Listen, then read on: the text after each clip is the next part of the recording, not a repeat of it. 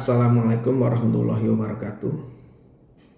Insan LPDP yang budiman, yang semoga selalu dirahmati oleh Allah Subhanahu wa Ta'ala. Pada kesempatan hari ini, izinkan saya yang masih fakir ilmu ini memberikan tausiah di bulan suci Ramadan. Semoga menjadi inspirasi bagi kita semua.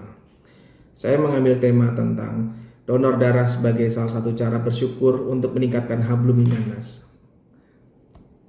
Hal ini tidak terlepas dari penciptaan manusia, sebagaimana firman Allah pada surat At-Tin ayat 4. A'udzubillahi minasyaitonirrajim. Bismillahirrahmanirrahim. Laqad khalaqnal insana fi ahsani taqwim.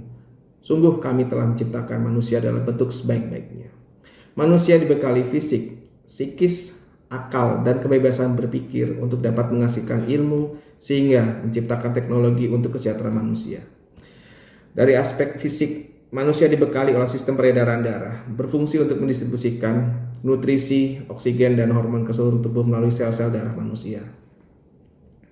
Dari aspek akal dan kebebasan berpikir, manusia dalam perkembangan zaman telah mempelajari penyakit yang berkaitan dengan sistem darah, pun mempelajari pula dengan teknologi pengobatannya, termasuk di dalamnya donor darah dan transfusi darah.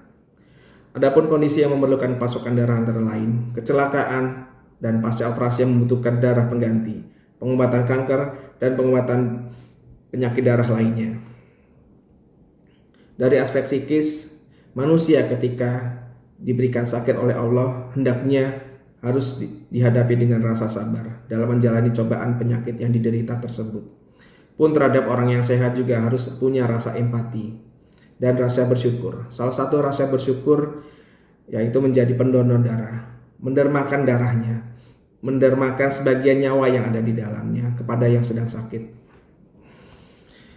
Donor darah menurut Islam pada dasarnya darah yang dikeluarkan dari tubuh manusia itu adalah termasuk najis menurut hukum Islam. Hal ini sesuai firman-Nya dalam surah Al-Maidah ayat 3. A'udzubillahi minasyaitonirrajim. Bismillahirrahmanirrahim.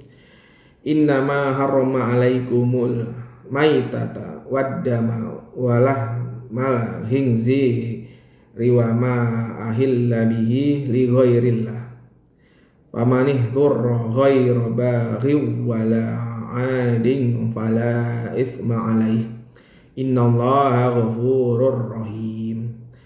Sesungguhnya dia hanya mengharamkan bagimu bangkai dari daging babi, darah, dan daging hewan yang disembelih dengan nama selain Allah. Tetapi barang siapa yang terpaksa memakannya, bukan karena menginginkannya dan bukan pula melampaui batas, maka tidak ada dosa baginya. Sungguh Allah Maha Pengampun lagi Maha Penyayang.